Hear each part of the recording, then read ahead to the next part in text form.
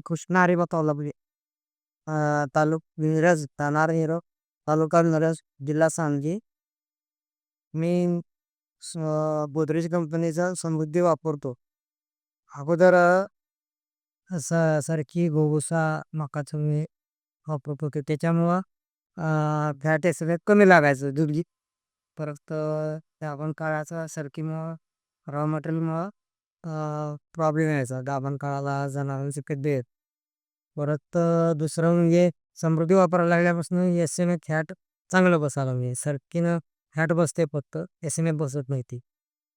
परत गाईंचं मस्टडीचं प्रमाण किंवा पोट बिघडणं हा प्रॉब्लेम कमी झाला सरकीचं आणि समृद्धीमध्ये. हा फरक आहे. पूर्वी सरकीचं फॅट बसत होतं 7-5 7-3 7-4. एस-एम-एफ बसायचे 8-3 8-2 8-4. आता एस-एम-एफ 9-5 9-4. फॅट 9च्या आसपास बसते 9-2 9-3 वगैरे बस. पूर्वी सरकी वापरत होते त्यावेळी एक म्हैस 8-9 लिटर दूध द्यायची. ते आता समृद्धी वापरल्यामुळं 11-12 लिटरच्या आसपास 2-3 लिटर का दिवसाला पर डेच 3 लिटरचा फरक पडते. समृद्धीचा हाच फरक आला आणि परत फॅटमध्ये बी आणि एस-एम-एफमध्ये बी परत जनावरांची काही तब्येत सुद्धा म्हणजे चांगली राहिली.